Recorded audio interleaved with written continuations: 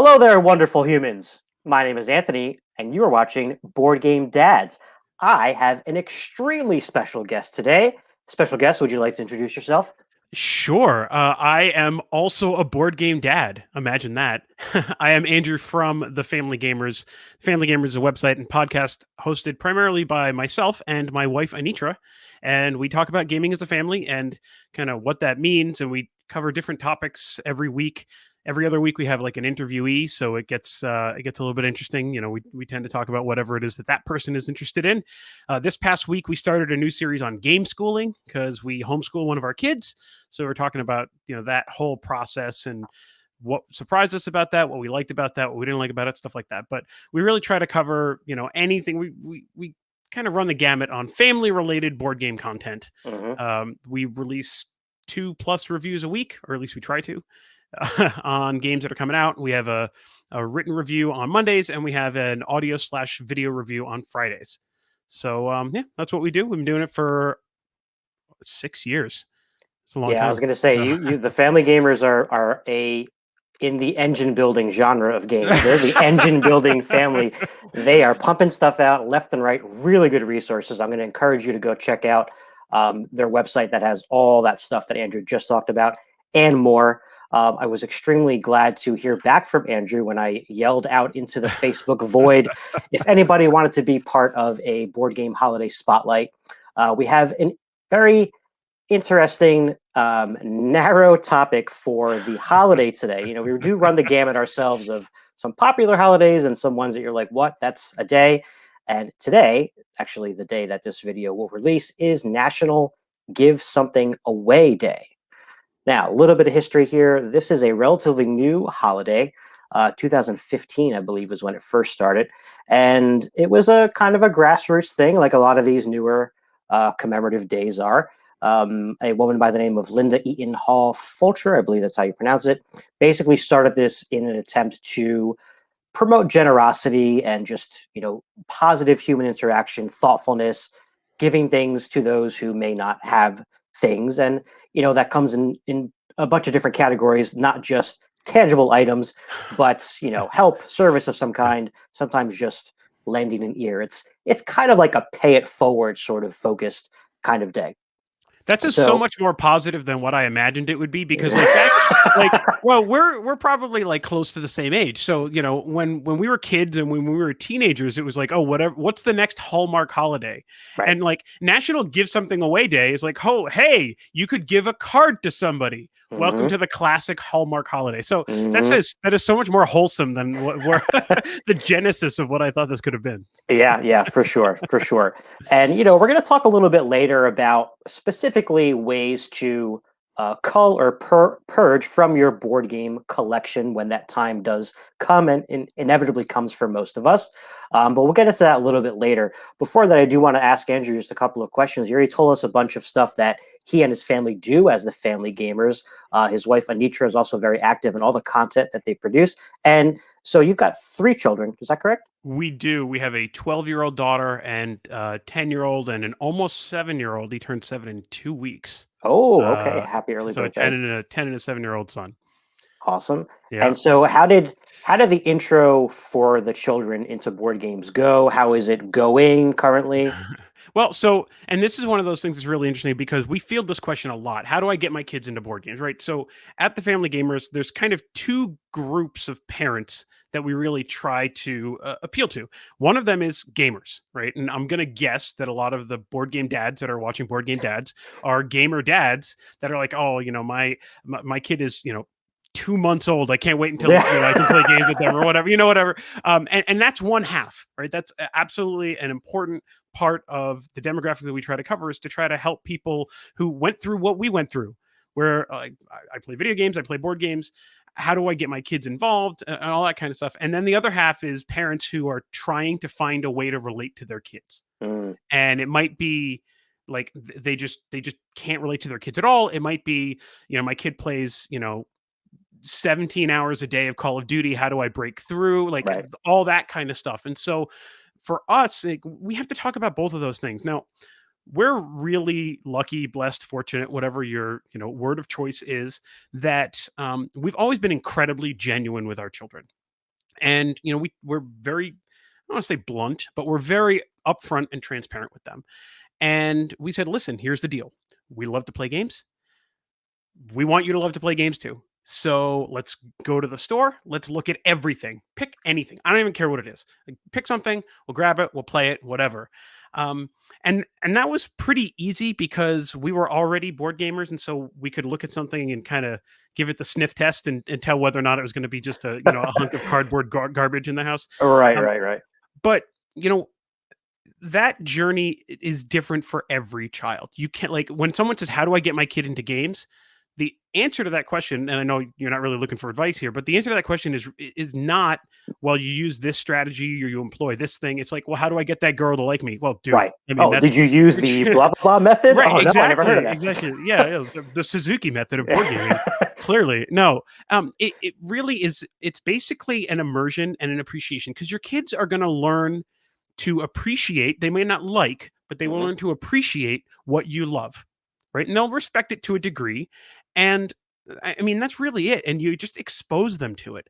And if that means you're playing Gloomhaven with, you're down in your cellar with your, fake dragon heads on the wall and everybody's, rah, rah, rah, rah, rah. Well, put them on your lap and don't let them eat the pieces, but let Yep. them play with some pieces. Let them put their hands on stuff and let them see the passion of the experience, because board games isn't really like, okay, board games are awesome. Board games are fun.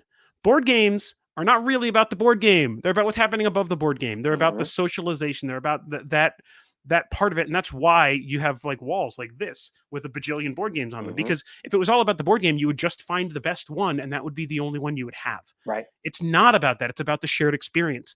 And so if your kids don't see you enjoying the shared experience with the people that you love and the people that you appreciate those experiences with, they're not going to learn to appreciate that companionship in that same way. They're going to make friends that are, I don't know, playing army men in the backyard in the Mhm. sandbox or whatever, or playing Barbies or whatever. And it could be the boys playing with Barbies and the girls playing with army men. This is not, I'm not trying to, put people in boxes here, but they need to see you love what you love. Right. Right. You can't be like, why don't you go play some video games while I have my adult friend time? You can't do Right. that. And so we've done that. And so all three of our kids like to play games. Our 10-year-old loves to play games. We've brought our older two to PAX Unplugged every year, Oh, which is a little fantastic. insane because we go as press. And so they're seeing both Wow. sides of it, right? So they're seeing us do interviews. We try to get them involved in interviews when they want to. Right. And, we sit down and we play games with them. And every year it's a little bit different because, we every year we try to pull back a little bit more because we're like, no, we need to give them time to enjoy the things they want to enjoy, Sure. that kind of thing. But my 10-year-old is great because I can be like, all right, dude, this was 3 years ago. I know you're 7, but this game called Viral looks really cool. So we went to the Arcane Wonders booth and sat down, and he was like, yeah, I got it, Dad. Let's play Viral. And I'm like, Nice. you are my gaming buddy. I got it. I win. Right. But tonight we sat down and we played Quacks. My daughter loves Quacks of Quedlinburg. My 10-year-old always, I mean, he loves everything, so he's easy. And we taught our 7-year-old how to play Quacks. Oh, perfect. And so we got a lot of, like, okay, so and for anybody who hasn't played Quacks of Quedlinburg yet, there's all these tokens you're blind pulling out of a bag, and the white ones are bad. Mhm. And the white ones have different numbers on them, and you can go up to 7, but you can't exceed 7. And so a 7-year-old, that arithmetic it's a great learning experience, bringing it back to that whole game schooling idea, right? Mhm. Mhm. And so by the end of the game, he was like, oh, I'm gonna bust. Oh, there's only one chip left in my bag that could cause me to bust. And I was like, dude, you sound like a gamer, right? Yeah. And it's just, but if that game didn't work for him, we wouldn't play that game anymore. Right. At least not with him. Right. And so that gaming journey, you really just have to kind of try stuff out. And sometimes you really are going to need an IP to bring someone in. You need Toy Story Obstacles and Mhm. Adventures Mhm. to get one gamer in, or you need Harry Potter Hogwarts Battle, or you need, these kinds of things. Or maybe it's a certain kind of mechanic. Like, you need to have one-on-one time with one of your children. Right. Go find a 2-player game. It could be 2-player cooperative. It can be 2-player competitive. But you know, even just the act of, like, this is our time, you and me. We're gonna get burgers or something. It's Mhm. okay if you get a little bit of grease on your cardboard. We'll talk about that later. Um, and maybe it's the act of setting that time aside that makes it a special experience, right? Right. But you really, there isn't a strategy. There isn't like, there's no love potion number 9 for board games. It doesn't exist. You really have to feel your kids out. And if you don't know, you try something. And if it doesn't work, it's okay to pack the game up before you finished and just move Hmm. on with Hmm. life and feel those things out. And so that's kind of what we've done. And we've been really successful with that. Our 12-year-old is, she has one of those fail faster board game development journals, and she's been designing an 18 card board game. And she's probably gone through like 7 or 8 iterations. And so, like, Wow. she'll play it with us and take notes, or she'll like kind of explain it to people and watch people play, and she'll take notes. And so, I mean, I don't know if it's going to turn into something, but like there's enough of a game there that I don't hate playtesting it anymore. Cool. That's So, awesome. just she's kind of a creative, right? I don't really know where she gets it, but she's like, she plays violin. She taught herself piano. She wants to take up flute. I'm like, whatever. I don't know. And she's got art all over her room. You know what I mean? And she's an incredible artist and all this stuff. And so for her, like, yes, there's games she likes to play, but the manifestation for her is in creating her own board game. Hmm. My 10-year-old, no interest, but he'll play something crunchy, right? And my 7-year-old is just wants to be involved, you know? So will the 10-year-old agree to play test 12-year-old's games too? Absolutely. Yep. Okay. Yep. Yep. Yep.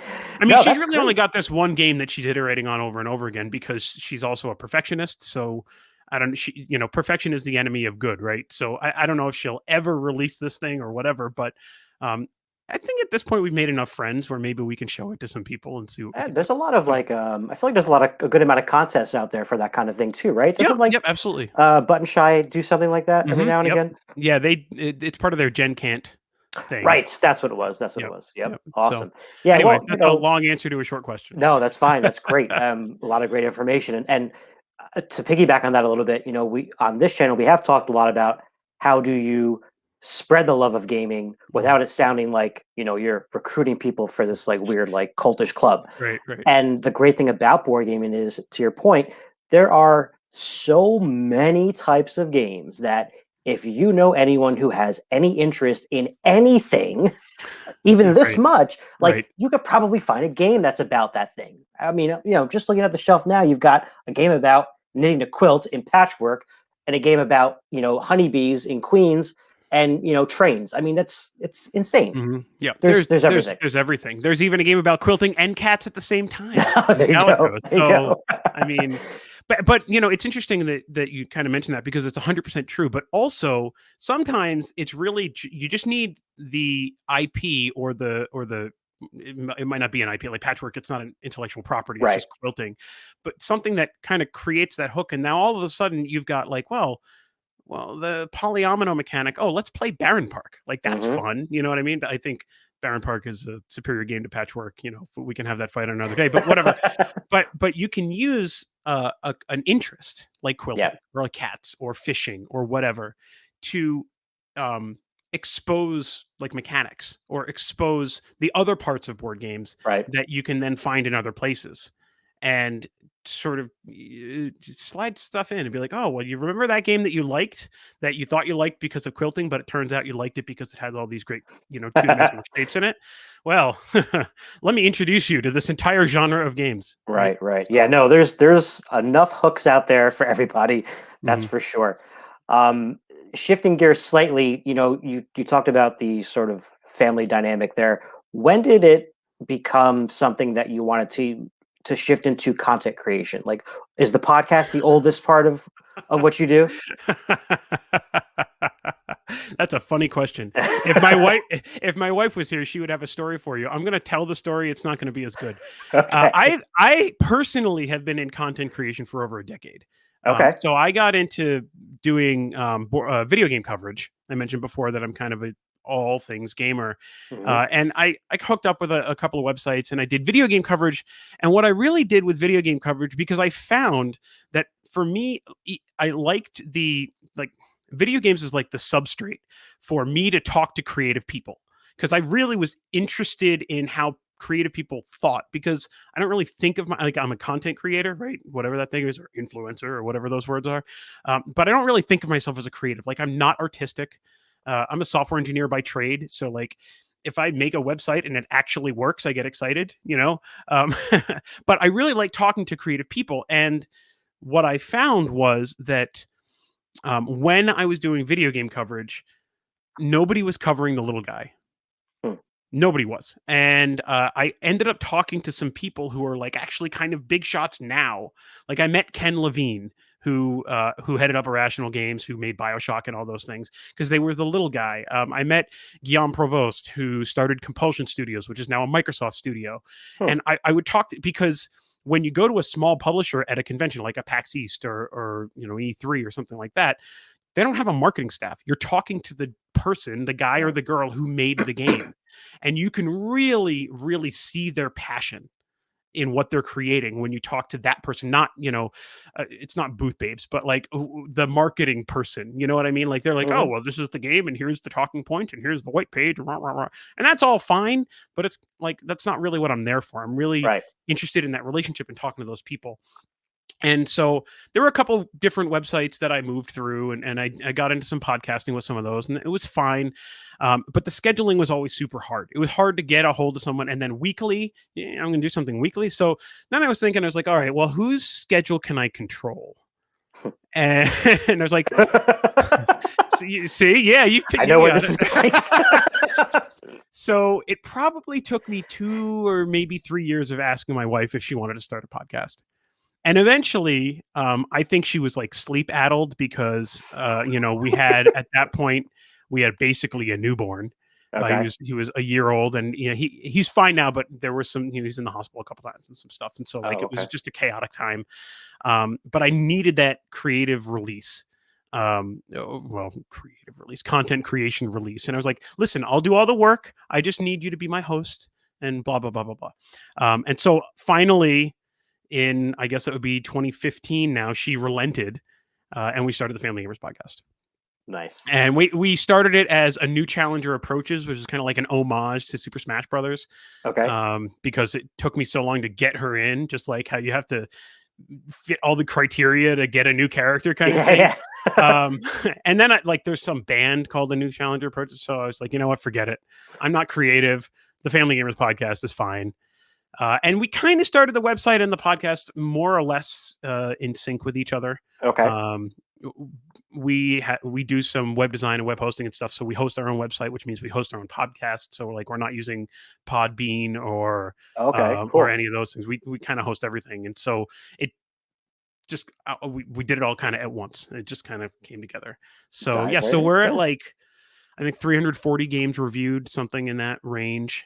On the site. Everything's also on BGG. So if you look for Family Gamers AA, which is our handle everywhere, you can find all of our stuff on there as well. We just signed up for TikTok. So yeah. So anyway, So yeah, get your dancing shoes on, Andrew. I don't know about that, but all right. One more question, then we're going to get into the whole giving stuff away thing. Sure. And this might be another one that you're like, oh, I don't know how to answer this. So take all the time you need. But what's your favorite thing about being a dad?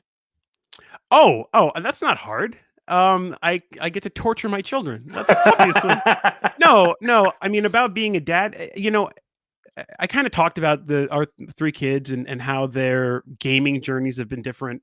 But I think my favorite thing about being a dad is sitting back and seeing, like, I have 3 kids that I'm blessed that they are healthy, they are happy, right? We went through this whole thing with COVID. My daughter is amazing. Like I can't give her all the platitudes that I want to give her in person, because then I'll get the oh dad, all that stuff. But all 3 of my kids are really truly amazing in different ways, and they're so different, and it's just incredible. I'm like, I know that all 3 of you have the same 2 parents and you grew up in the same house, but you are so different. But they're all awesome in their own way. That's great. And like my 7-year-old is we had a boy and a girl. Everything was great. We're sitting around the table one day. I'm like, this is exactly what I wanted, 2.4 kids. Da, da, da. My wife's like, yeah, I think I want to have another one. I'm like, what? I mean, that's kind of how number 3, the discussion started. And I was like, okay, number 1, we're going to sleep on this. Number 2, are you sure about this? But so we always joke that, like, if we didn't know that he was going to be the last one, we know now that he's the last one. He's a little bit of a wild man, but as he has really matured, he's 7. he is the most like me out of our 3 kids. Oh, that's so funny. And it's so, because I'm an old soul. Like, if you get to know me, you'll be like he's an old, and I don't mean that in a derogatory way, just like that young soul, old soul kind of thing. And Yeah, it's just yeah, like, yeah. oh, like I have pictures of my 7-year-old, and he just looks like he's 40. He's just got the mannerisms of just like, another day, blah blah blah. And it's so funny. He's just so funny like that. He's your And mini then me. totally, and then my daughter is also like super driven like I am. Like, my wife thinks I'm a lunatic, basically. Um, my daughter is super driven, and she's super intense about stuff. Like, she's, even with COVID and stuff, she's like high honors every trimester. Like, Nice. she just kills it. And like, it's not, I'm not like that stereotypical dad that's like, like boot to the neck, like, you better get A pluses or else kind of thing. Like, I'm totally like whatever, but it's just, she's got that drive. And I mean, I hope she doesn't like burn out at 16 or something, um and that's really, really cool to see. And then my gamer buddy, like, it rules, he's my gamer buddy, but like, he does not have that academic drive that his sister does. You know what I mean? Yeah, yeah, yeah. So my favorite part about being a dad is just like, all my kids are so different, and they're so awesome in different ways. And That's it's great. just super fun. I bet your daughter helped out a lot with the younger siblings, right? Was she almost like a second mom at some point? So right now we're dealing with the whole, no, you don't have authority to say that to your brothers. Try again. Which I'm sure you understand, right? Less so with her younger brother, because there's only 2 years between them. Two and a Okay, half right. years Yeah, between them. yeah, yeah. But like, she definitely paired up with the younger one for a while. And I was like, and then my gamer buddy, my 10-year-old Asher, just like, man, dude, like, you, let's be bros, because I don't know what they're doing. Like, let's hang out. You know what I mean? So, yeah. And you can always just play a game with him. That's great. Yep, absolutely. Yeah, Hmm. yeah. My son's only 2, a little over 2. But going back earlier to what you said about having them just engage and stuff, I obviously there's certain things I don't want him to just kind of start to play with. Right. But he knows what dice are. He, just before we started recording, came in to see me setting up, pointed to the Jaws game that I have out on the table and said, "There's meeples over there." So he knows what meeples are, which is Right. fantastic. Haba is about to come out with Rhino Hero Junior. So like Have it. the junior version, the my very first version of it, or whatever it's called. Well, there you go. So Yep, we got it. We have that. We have First Orchard, and mhm. we have the building site one. And First Orchard, we've actually like played by the rules. Like, I can't even count how many times now. Um, but it's fantastic. Like, he picked it up so quickly. It's Mhm. great. And then I was talking to my other buddy Eric, who does a lot of these board game holiday spotlights with me, and he's got a daughter who's, I don't know, a few weeks younger than my son, and they have that game also. And he was like, "Ah, she doesn't really know what to do. She does, she'll take the fruit and put them on the tree." I was like, "Okay, that's great. Then she's Yep, doing absolutely. something. Mhm. Like, she's matching at least." And he's like, "Now the game is she likes to throw the die at the bird." I was like, "Great, dexterity game. It is what it is, man. I love it. She's getting involved. So I love it. there's that." All right, so switching gears to the main topic here, we are talking about giving things away. Now, we mentioned briefly what the holiday is about, but the bottom line is, and there's tons of research that you can find about this in all kinds of realms, but basically, giving to people makes you feel really good, It does. to the point where it activates that part of your brain that's associated with pleasure. It releases dopamine, and in a lot of circumstances, both the giver and receiver are going to feel those feelings at the same time Mhm. for very different reasons.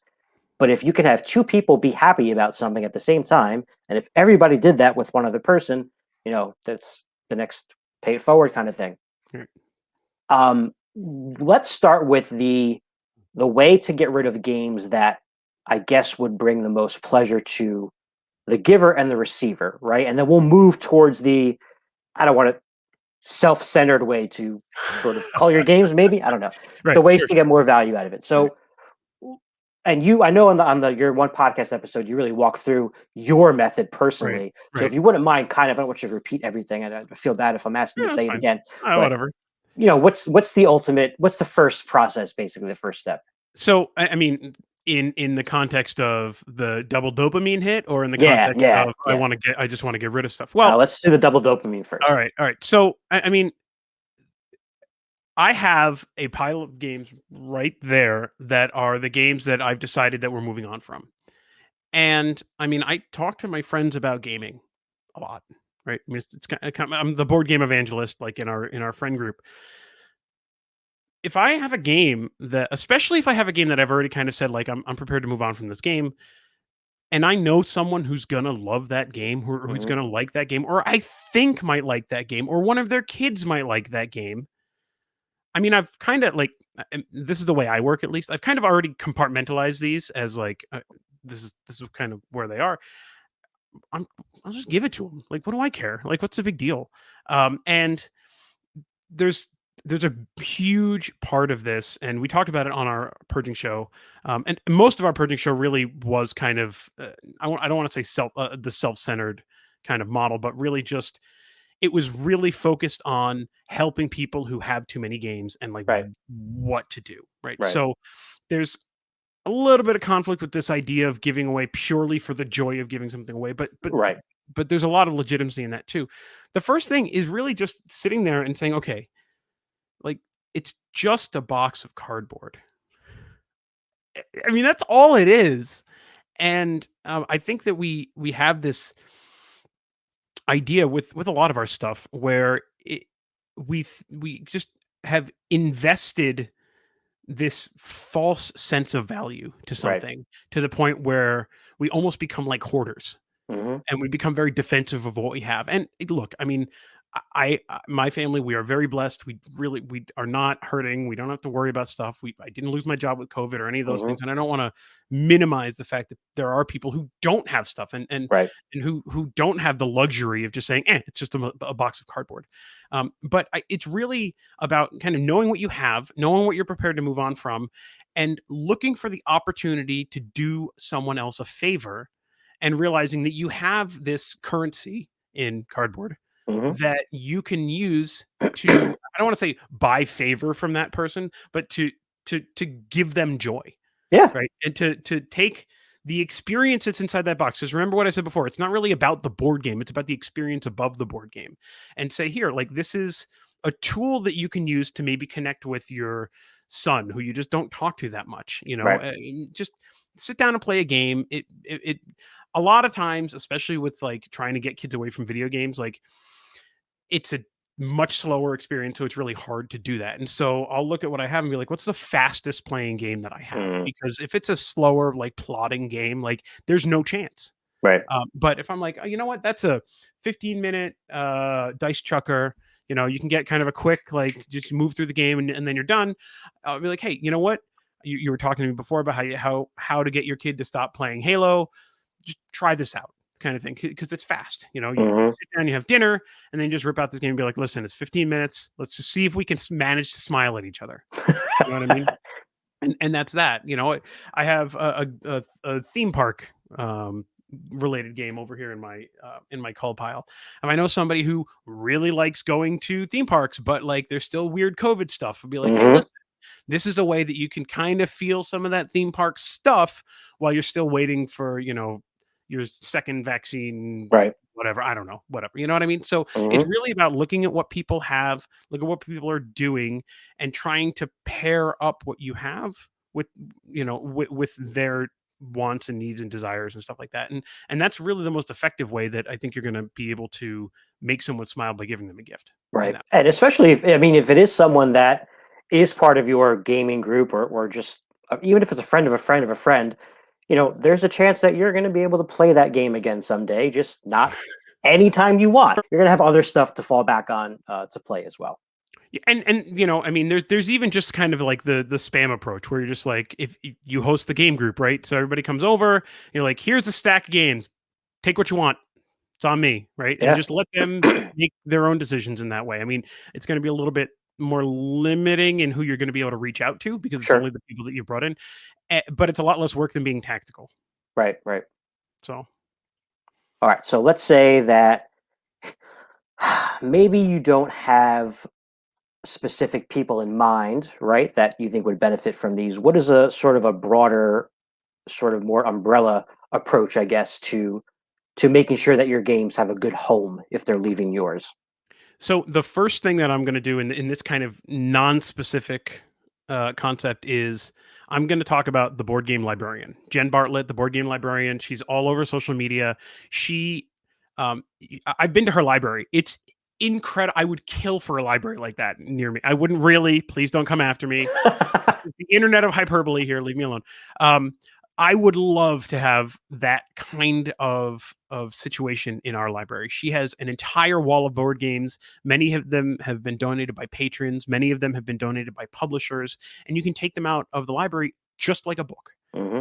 So the first thing that I would say is talk to your local library and see if they have board games available in their libraries. And if they don't, if it's something they might be interested in, not only does Jen, the board game librarian, talk about what she does in her library, she helps other librarians get this kind of program started. Right. And she helps publishers get a library program started at that publisher. She's an incredible resource for this, and it's a so much better of a way than just like driving up to Goodwill and using them as your kind of therapeutic. Uh, I feel bad throwing things in the trash, so I'm going to throw them in the trash called Goodwill because Hmm. it's called Goodwill, and so I'm giving things to Goodwill, and it makes me feel better. Because let's face it, that's what a lot of people are doing. They're like, "Oh, this is a bunch of crap. I don't feel like selling on the side of the road, so I'm just going to dump Hmm. it off at Goodwill." Right? It's a therapy thing. Don't do that. Just don't do that. Like, if it's not something that you would give to a good friend, don't give it to Goodwill. Just don't. You know, but find those kinds of people. There's also a lot of charities that work with kids that will take board games. Hmm. Um, I did some work with a charity near us called One Mission. They're actually a really, really cool charity. You can just Google them. I think it's onemission.com. What they do is they're not a medical charity, but they work with the families of kids who are going through mostly like cancer treatment, Hmm. and they find ways to help the families out because and I'm not like going after Dana Farber or anything, but like there's this laser focus on how these kids that are going through this awful situation, and it's awful and they need all of our help, but those kids are not alone. Those kids have families, and those families are hurting too. Hmm. And so one of the things that One Mission does is they'll put these things they call booty boxes together, and they'll just like send a box of toys or gifts or whatever to a kid, because like they're sitting there in the hospital like with leukemia, and they can't go anywhere, but their treatments are only like 2 hours out of the day, but they're still Right. stuck there all day long and they have nothing to do. And so that this really comes along and really helps with that. And so organizations like One Mission, um, and you can find more of them. That's just the one that I've worked with, are a great way. I donated, I think, 30 something games to One Mission last year. Wow. Wow. And I'm not trying to like whatever. It doesn't matter. But it was a way that I could say, you know what, these are games that I'm not really getting value out of, and just I mean, kids could play these. Kids could have fun with these. Kids could use these to pass the time. So whatever, that's fine. Here you Yeah, go. if I can lose something that's going to bring someone else joy, like you said, it's kind of a no-brainer. Right. And going back to the library thing real quick, I think if you're asking yourself ever, should I get rid of some games? You probably have more than one game that you're looking to get rid of, right? So in the library example, I mean, you could basically start a library that didn't exist before you made that connection, Mhm. right? If you have 5 games, boom, that library now has a game collection of 5 games. It's only 5 games, but it's 5 games that they did not Right. have before, Right. right? So there's that.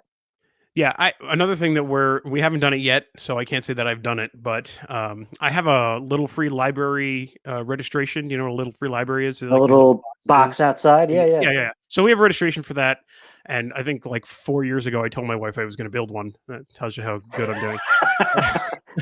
It's one of those things. But we're gonna put games in it when it's done. I That's mean, it'll be awesome. like board games, and it'll be books and stuff. And so Hmm. we've got a stack of books that are designated.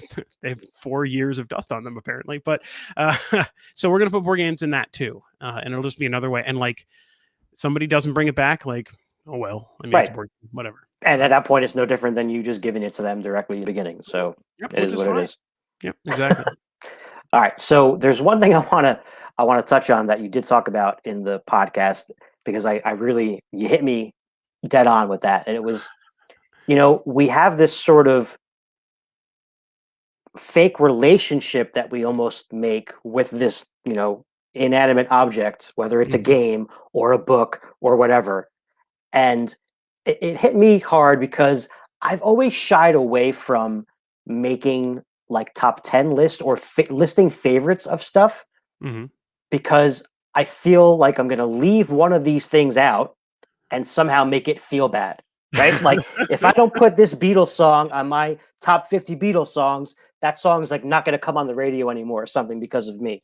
And it's absurd and insane, but it's a real feeling and it's Mhm. weird. Mhm. Well, I mean, it's because it's how we relate with things, right? We don't think about relationships with inanimate objects. We think about our relationships with people, and or even like pets. Like, I mean, your Mhm. dog knows you. You come home, your dog jumps up in your face and licks your face, right? And it's gross. And you think about what dogs eat, and you realize you don't actually want them to do that anymore. But you have a relationship, and then if you treat your pet poorly or you treat your friends poorly, then they're going to react in a way that is commensurate with that. And so our brain crafts these kinds of relationships, these kinds of connections, and so it's not really a surprise. I mean, the person that, like, if you left a song off your Beatles top 10 list, like, it's some person's going to come at you on the internet. Right. That's how that's going to work. um, but no, I mean, board games are just that. They're board games, and I mean, I appreciate Kickstarter. I appreciate what it does. I think that it's become something that is not what it was originally intended to be. And there's a whole For other sure. conversation that I don't want to have about that right now. But the big problem with Kickstarter is the exclusivity concept. Hmm. And it really breeds this kind of FOMO thing. And people have this concept that if they don't get all of the pieces, then somehow their incomplete collection is inferior. Right. And And you're not going I, to have as much fun as the person who has all the right, stuff. and I understand that, but again, and of course, this whole thing was being talked about in the context of purging.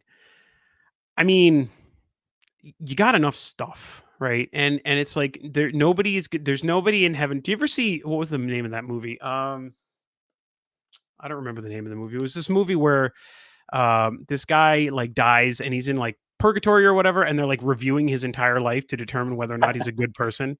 And like that's not happening. He like falls in love with someone in this weird, like, it's not it's like kind of like heaven. I don't know, whatever. Anyway, but like, so there's not like, St. Peter's not sitting there at the gate like, well, I don't know, man, you didn't get the Oceania expansion, so obviously you don't like Elizabeth Hargrave, you loser. You know what I mean? Like, nobody's doing that, and nobody really cares. Right. um, Right. but we have this idea of things need to be complete, right? And I think this is just a very human, concept. Like, you want to know that you're not leaving something out, and I understand that, and I get that, and sometimes I'm a little guilty of that too.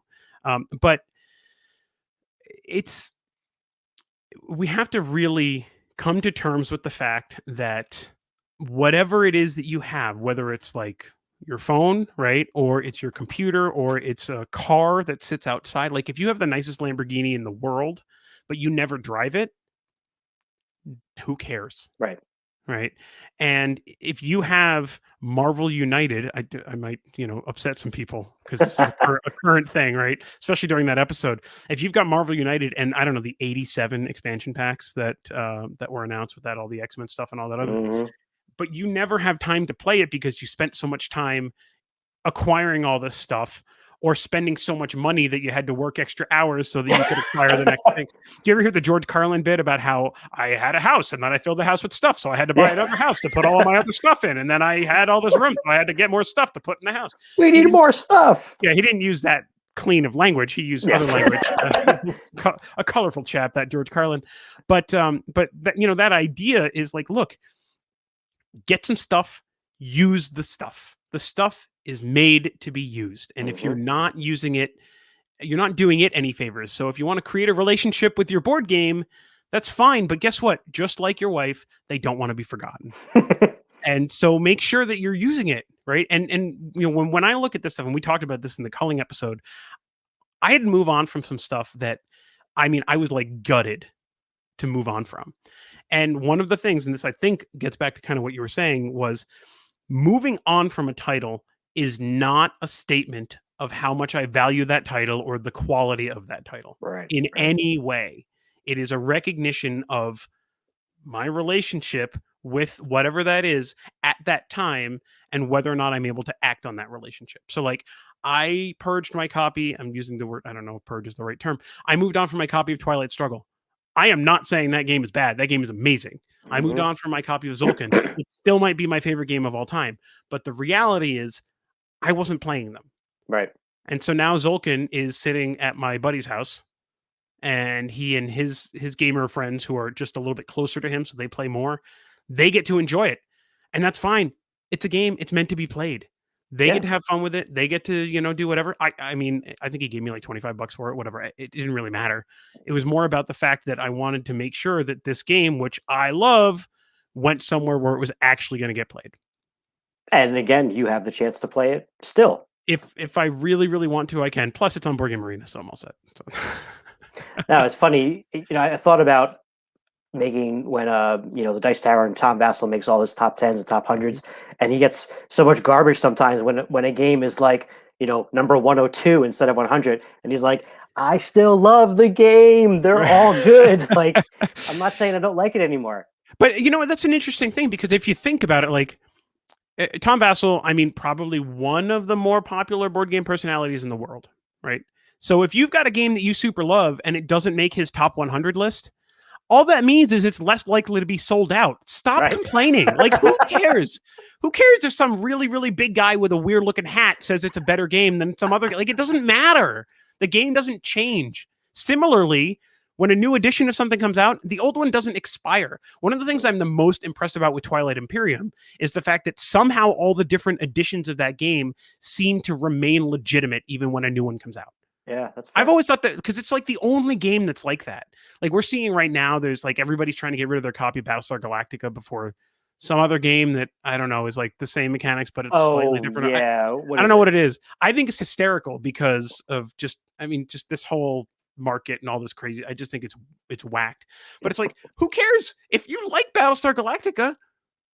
Then keep it. Like, it's not a big deal. Move on with your life. Like, why are you going through? Why are people freaking out that their game is going to lose intrinsic value? It's the same game on their shelf today, tomorrow, and the next day. Yep, absolutely. Yeah.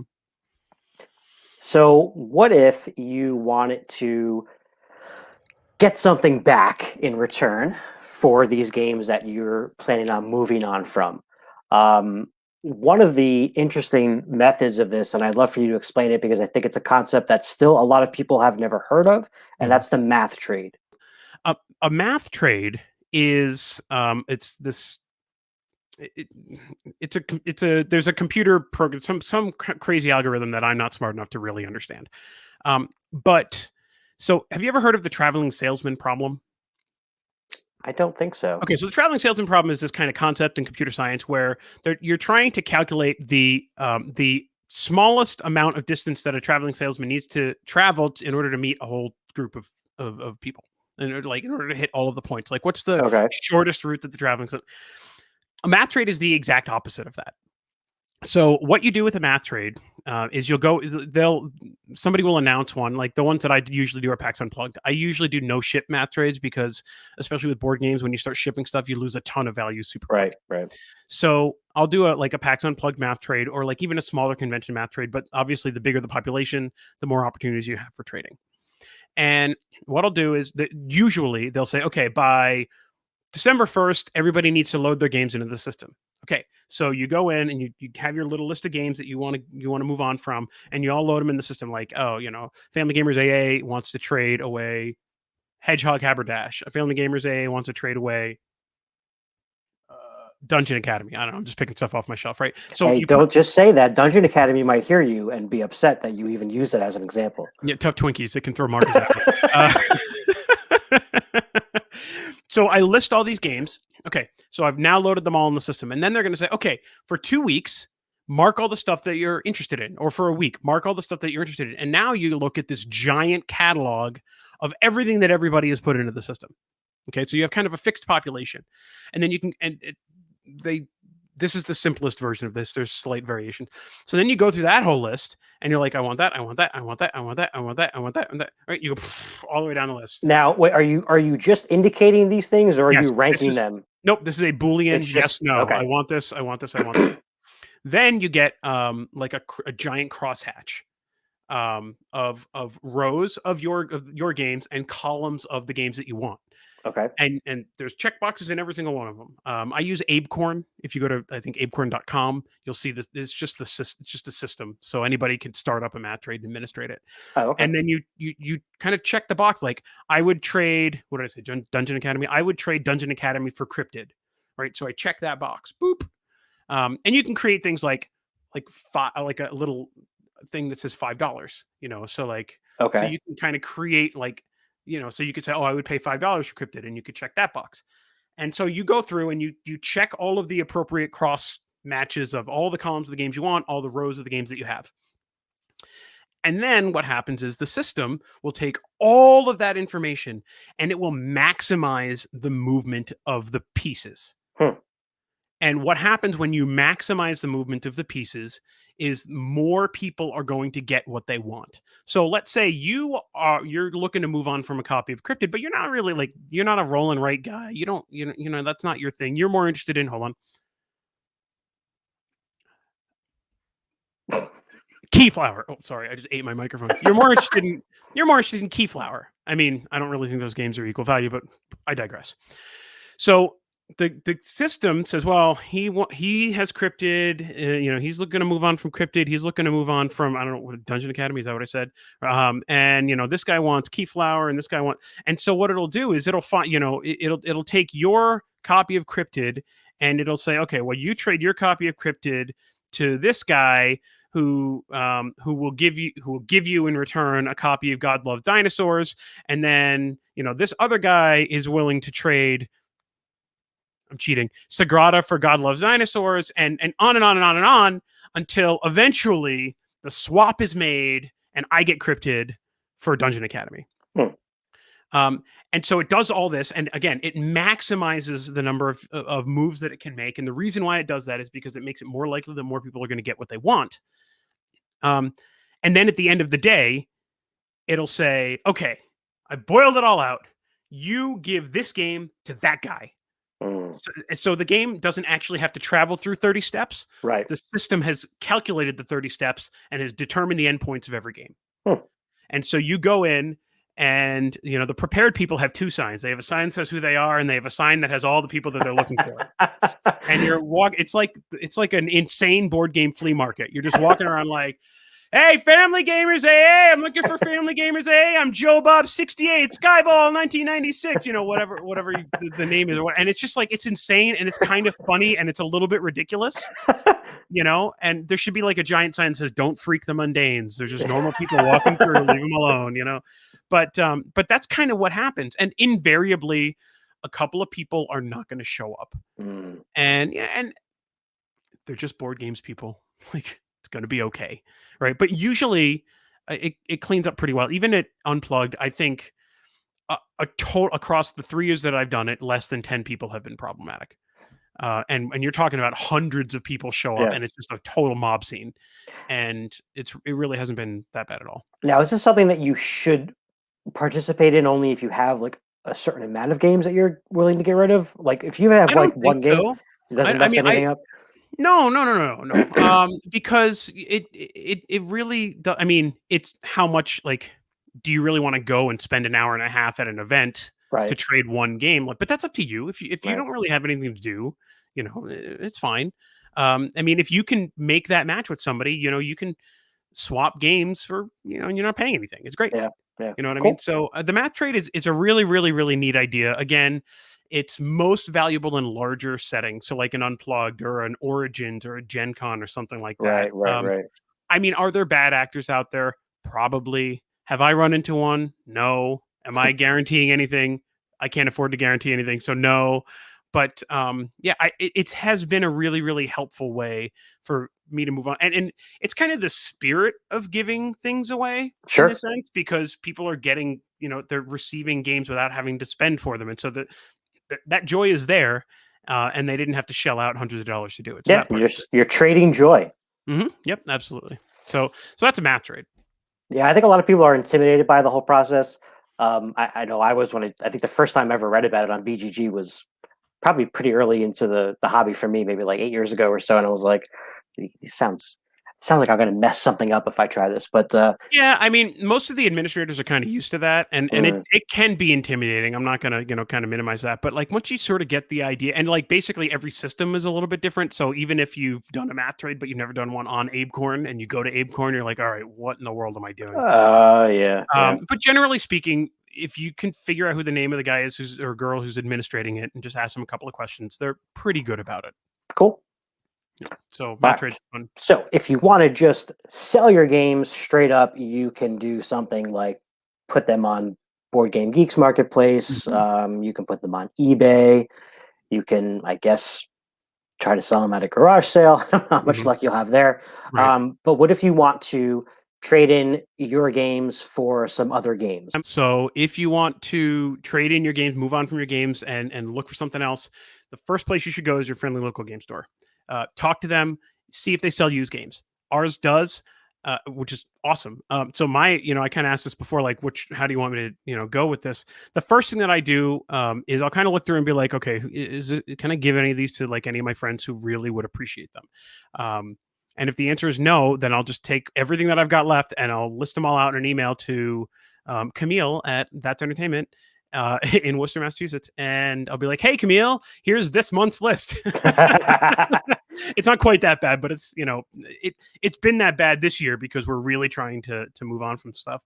Um, and she'll be like, "Oh, well, it's spring cleaning, so we're pretty full. It Mm, happens every year, but like these 4 titles, bring them in and whatever." Personally, and again, this goes back to what I said before, we are incredibly blessed and fortunate that I don't have to like worry and scrimp and say I'm okay, right? I you know this is a luxury thing right, that I do. It's not food on the table. I don't really care what I'm getting back from them because I know that I'm selling a board game to my friendly local game store, which by the way, like I'm going to talk about, I'm going to brag on That's Entertainment for a little bit. They are the pop culture mecca of Central Massachusetts. They have used video games, used board games, not so much new video games, new board games, comic books. Like they must pay off like the fire marshal because there are so many. Like this place is packed with like pop figures and magic cards and like figurines and like genuinely collectible, like $100 comic books, $1,000 comic books, like wow. some really amazing stuff. Place is awesome, totally awesome. Anyway, so I don't care about getting store credit there because I got Christmas gifts to buy for 3 kids, and because I'm transparent and passionate about what I love, my kids love the same stuff, with some variation. Like you couldn't pay me to paint a mini, but my daughter all over it, right? So that's what I do. So I bring whatever they want there. That's kind of step one. And I'm like, whatever you give me, they're like, oh well, we'll give you uh, $65 for these 18 games in store credit. I'm like, whatever, fine, it's fine because they're gonna buy it from me at a discount. They're gonna sell it to someone else for less than a new game. So Right, that someone else is now getting a good deal on a game, but my local game store has made profit on both ends of the deal. right.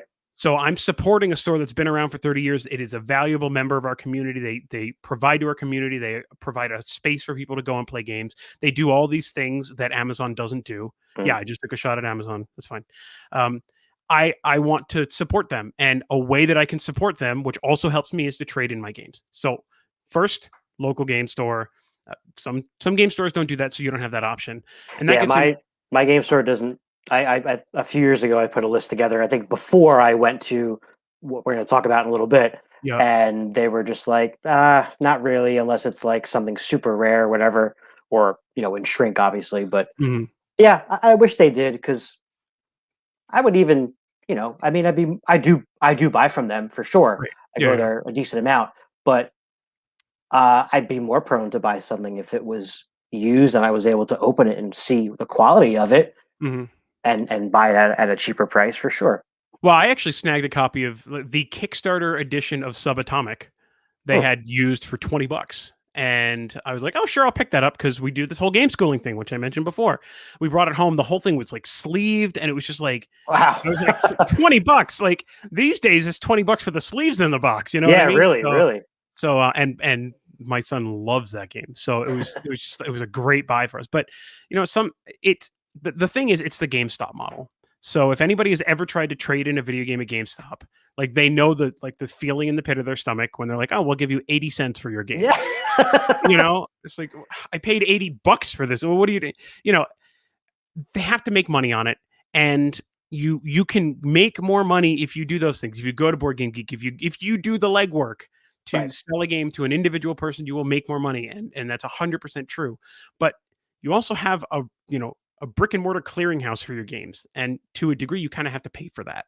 Mm, And so that's why you're not going to get quite as much for that game. You cannot go into a store and have that expectation. It right. just doesn't work that way. By the way, is that Fleet the Dice game behind you? Oh, yes, sir.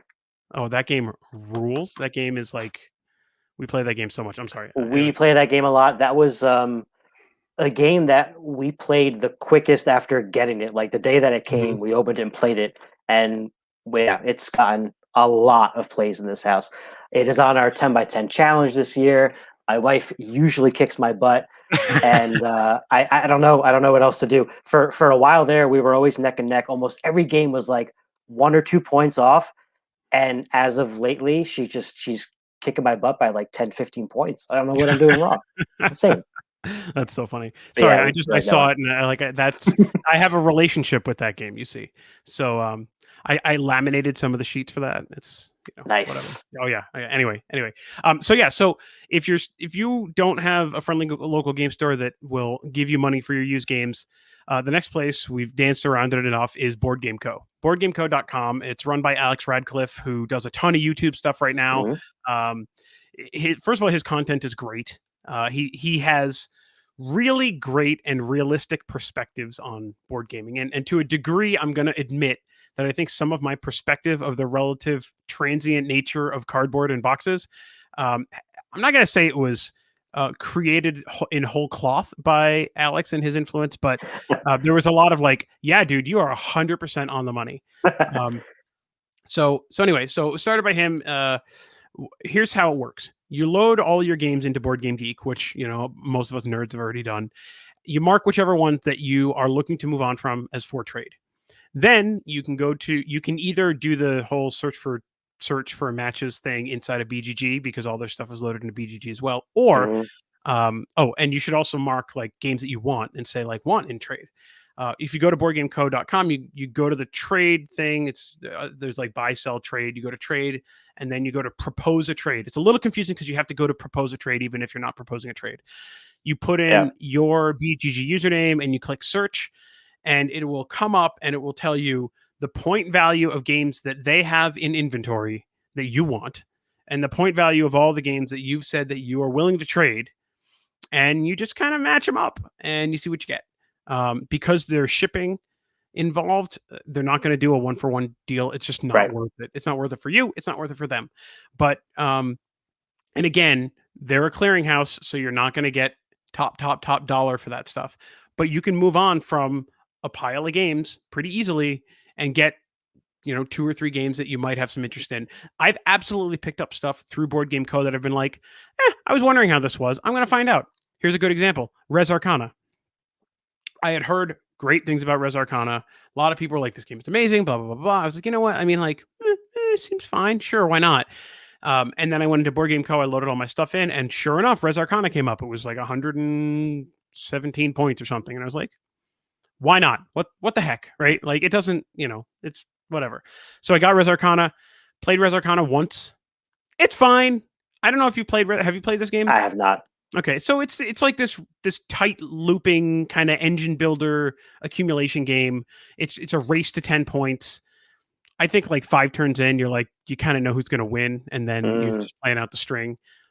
It's fun, and it's really it's an efficiency engine game, right? That's what it is. And so I played it a couple times. I was like, you know what? If I'm gonna play this again, like I know enough people that would play this with me on BGA. My wife is kind of like, this game's not really for me. Like it's fine. So it's right there on the cull pile. It's going to my friendly local game store probably next week.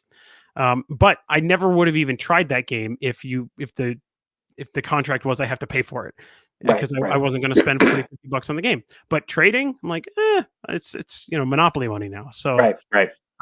so that's Board Game Co. And they'll let you use their shipping discount. You know, you pack the stuff up, you give them the height, weight, depth of the box, and the height, length, depth, and the weight of the box, and then they'll email you like a shipping label for it, so you can kind of use their bulk shipping discount or whatever it is. So I don't know, I'll ship off like 6 or 7 games for like 20 something bucks, and I'll get the stuff back. And 2 games for $25 is a pretty good deal. You know, so whatever. Yeah, so that's Board Game Co. So I go friendly local game store first, always, and then I go to Board Game Co. After that. So Excellent. All right. Before we wrap up here, I made a list. Now, this is only from memory. Hold on. Now, whatever falls off that list is going to be very upset with you. You know that, right? No, they're gone. They're gone Okay, already. good. This is just me talking about them after the fact. Okay. Most of these games, I think, I don't have a feeling of regrets that I did get rid of them. There's a couple that I'm like, I should have given that one like another shot or whatever. But for the most part, you can judge. So let me know if you like any of these. Sure. So I think the first game that I ever got rid of was an early game into my collection. That was Sentinels of the Multiverse. It just didn't. It wasn't smooth enough for me. And again, this was very early into my being in the hobby, and it was. I don't think I knew how to teach it well enough to have the people I was playing with enjoy it enough. You know, and it's very tedious. There's a lot of bookkeeping in that game. There's a lot of, numbers to keep track of. And I liked the idea of having this no name superhero universe, right? I thought that was awesome. And the art was cool and the powers were cool. It just didn't get played. So I one of the things that we got in for review, this was the first PAX Unplugged, was the Sentinels of the Multiverse RPG starter pack from Greater Than Games. And they did some really interesting things with that game. I don't know if you ever played it or anything, but No. They did like certain enemies would start with like, I don't know, a D8. And if you successfully hit them, then the next round they would have a D6 for their moves. And then if you hit them again, they would switch to a D4. And so depending on the number of sides to the die that the enemy was using, kind of dictated how powerful they were. So if, you get 16, D4 enemies that come out, you're like, whatever, who cares? So anyway, so I got that game and I played that. I played it / pseudo DM'd it with 2 of my friends. One of them absolutely loved it. He was like, "This is the bomb. This is so much fun." Like it was awkward, but he was like, "It's fine. I can deal with that. Like I'm really enjoying." He was like a Batman guy, so one of the no names was kind of like Batman. So he was like, "This guy's awesome." Yeah, gadget guy. I don't remember his name. It doesn't really. So anyway, so we finished that up. So that was discarded because it was almost like comic book weight kind of thing. And I had kind of decided during that time, like my copy of Sentinels wasn't really getting played. I'd played it a couple of times. It just wasn't really doing it for me. So this is one of those, exactly what I was talking about before. I could tell this guy was going to love it. And I was like, you know what, dude? Here you go. You can have my copy of Sentinels. Go forth and be nerdy. And he was just happy as a pig in the mud. And I moved on from the game. Dopamine on both sides, dopamine in the air. It was a big love fest. He was probably like, "Are you serious, dude?" But you know what? It's like, man. Yeah, absolutely. I did the same thing with my copy of Legendary, the OG the Marvel Legendary. Yep. I gave that away to, ironically, the other friend that we played the RPG with, because it was kind of the same thing. I was like, you know what? It's kind of a fun deck builder. It's fine. You're a comic book nerd. Take my copy of Marvel Legendary. I'll play it someday. If I don't, it's fine. So those are 2 examples. But so you moved on from Sentinels. That's okay. So did I. Yeah. And another one that I don't feel bad about, because there are so many expansions to it at this point that I didn't have to worry about being the collector in that aspect anymore. And that's Smash Up. Smash Up again was fun. I like the whole concept of mixing the decks together. And I'll play the game again. It just wasn't getting to the table enough for me. Yeah, our copy of Smash Up is in a similar situation, but I did spring for the big geeky box. Okay. So now I'm like, right. There's no end in sight though. But I'm not buying more stuff for it. And I haven't bought more stuff for it in a long time. What I ended up doing is I actually have like 17 card games in that box. So okay, nice. Well, because the big it's 2 pretty deep wells for cards. So smash up's on the left side, and then the right side is just a bunch of other stuff. That's So great. What else here? So another reason why you might want to get rid of something, it depends on what the game system is, but a lot of times there's a lot of versions of a certain kind of game. mhm, And again, this is one that I had in my collection early on in the hobby, and that was Munchkin. I had 3 versions of Munchkin, and I got rid of a couple of them. I only mhm, have one left. It's the zombie one, I think. I don't even know where it is. mhm. So I don't really miss those. I wouldn't miss them even if it was Yeah, my only copy. I I wouldn't miss couldn't tell you the last it. time I played it. What else? What else? Oh, another one that was just a little too fiddly, and I couldn't teach it well enough, I think. And again, this was like a while ago, but Elder Sign, which Mhm. is a pretty cool dice rolling cooperative game. If you like that whole Cthulhu type mythos, but the theme is very loose on that one. It's really about Right, right. rolling dice and matching symbols on a card. Mhm. But I don't know. It just seemed like a little long for what it was trying to do. It seemed like it lasted a little too long, and for that Oh, reason, it just never got down again. I'm gonna jump in here because we were talking Yeah. about Munchkin, and you kind of said something that made me think of this. There's a really great way to feel like the best human being on the planet, and here it is. If your kids' friends are coming over, and you've got some games that you're kind of ready to move on from, um, put them in a place where they can find them. And I'm not trying to be manipulative here. And if they're there and the kids just kind of ignore them, then fine. But if they happen to see something like Munchkin would be a perfect example because there's the dude on the front with the weird hat and the chainsaw. Yeah. And if a kid's like, that is like the coolest thing in the world, you can be like, you know what, bro? You can take that one home with you. You're like, what?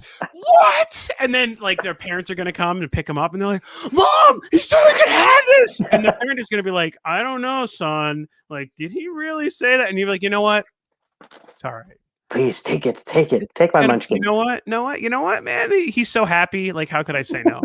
And you just feel like even though you kind of know that you set it up, you feel Yeah. like $1,000,000 doing it, and the parent is like, "Oh, this guy doesn't suck," and the kids are like, "Wow, I got a game!" And it's one of those win-win-win situations. Yeah. So Yeah. For that's a sure. big one. That's a big one. Oh, I Like like that. kids are completely unable to discern anything unless they've been like exposed to it for forever, right? And it's like, Exploding Kittens, like, come on. How many times do you have to play that before you are very sick of that game? Like 3 rounds? Yeah. Yeah. Right? But if a kid sees it, like, whoa, Exploding Kittens, they brought that to school, and blah, blah, blah. Just take it. Here you go. Yeah. Yeah. It's a whole new Mhm. realm. Yep. What else we got on here? Conquest of Planet Earth. Have not played it. Yeah. You're not missing much. Deadwood. Deadwood. So I didn't watch the show, so I I bought the have game no. because I watched the show. It's a little Yeah. worker placement game, but Mhm. kind of Yeah. blah. I have an automatic aversion to most games that are based on any relatable entertainment IP. I just find Okay. that it just doesn't seem to work well most of the time. Most of the time. Yeah, you're right. Yeah. Smash up. Oh, here's one that we bought at PAX Unplugged the first year we went, and the guy demoing the game did a really good job of selling us on it, and I think it took us a year to even get it off the shelf to play it, and we played it. And we were like, What were we thinking? oh, man, it's Get Off My Land. Weird area sort of control game Huh. with I little have no sticks and idea. stuff. Yeah, It I don't was, know. yeah, not that much fun. Well, you supported a small publisher. Good job. I did. Yeah. We've got that. I know said that. Deadwood, Elder Sign. What else? Oh, one more here that I'm actually going to. This is funny. This is a game I don't own anymore, but I plan on talking about with someone on a future video, and that's Liftoff. Get Me Off This Planet. Have you ever seen that game? That name sounds familiar. It's got little alien meeples and like a round board that you build. And there's just Hmm. these different ways to escape the planet. Like there's like a slingshot and like a rocket ship and a Stargate. And it's just silly, silly stuff. Yeah, yeah, yeah. And it just never got played. But Mhm. I like it enough to talk about it again. So there's that. That's And fine. and that's That's pretty fine. much the list. That's not bad. I mean, my list is like a mile and a half long. Well, Uh, going back to what you said about you giving to the local game store, and she probably expects you to give her that amount of games every year, but you have probably a very steady influx of games that's true. That at is this very, point, very right? true. Yep, yep, yep, yep, yep. Yeah, That that makes a big difference. and for as reviewers, I mean, it's weird because people have personal policies on what they're going to do with their games after the fact, right? So we obviously cover a lot of Haba stuff. We have a great relationship with Haba. They are a wonderful publisher, and they do a lot of really cool things. T over at Haba, they're super awesome, very very supportive. Most of their games we give away. If we're not going to keep them, for two reasons. Number one, the FLGS doesn't really want them anyway, and number two, kids aren't very discerning about games. Right. So, if a kid sees something with lots of colors on it, or it looks cute or whatever, like, just go nuts, right? And Yeah. parents are appreciative of anything that isn't a screen that will take the attention of their child. Sure. And so, that's kind of one example in that regard. But yeah, we do have an influx. There's really kind of no doubt about that. Our out lately has been greater than our in, again, because we're Okay. trying to whittle our collection down. We're not doing a great job, but it's better than it used to. It used to be 450 ish, and Okay. we're in the low threes. Okay. So it's pretty substantial, but I think we still have a lot of work to do. So Now, when you say numbers like that, do you get your number from BGG, your listings, or do you count your boxes? Because it's a little bit deceiving when I look on my Board Game Geek list collection. For example, the game I'm thinking of now is Summoner Wars, that on the yeah, yeah, list yeah, yeah, counts yeah, as yeah. like Right. 35 games, but I it's count my not. BGG number and I basically subtract 10%. Okay, cool. That makes sense. Both because of expansions and also because I guarantee you there's either things that I have gotten rid of that I forgot to take off of BGG, or I have stuff that I haven't put onto BGG yet, or whatever. Like, there's some inconsistencies there, Right. but odds are pretty good that it's a little bit less than what Board Game Geek says that I have. So Ju- we're very kind of fortunate to be in the situation that we're in. It's kind of fun to take a game off the shelf and play it and not have to think about it in a review context. That's like a Mm, fun thing, it's like a special treat. sure. Um, so I do still like having my own collection for that reason.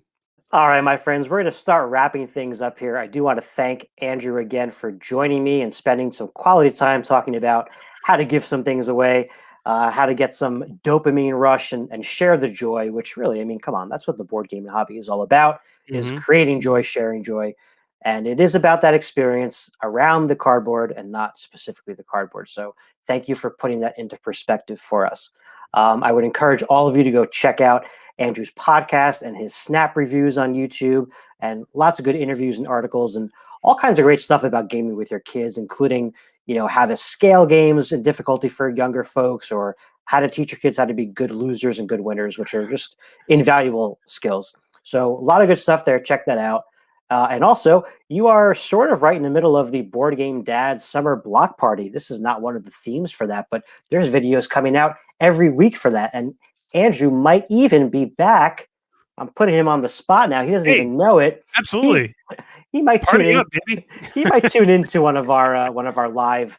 Well, there's one live wrap up show in August. Maybe he'll make an appearance in the chat for y'all. We'll see. But make sure to follow that schedule. Check out boardgamedads.com for all of our previous holiday spotlight episodes as well. And make sure to like and subscribe. I think that's it for now. Andrew, any last words? I mean, thanks so much for having me on. It's been super fun. I mean, like I said at the beginning, I could probably talk about this stuff forever. So, Well, I have a strange feeling that you might be back on the channel at some point. We would love to have you back. So thank you again. absolutely. And everyone, have a great night. We'll see you next time. Peace.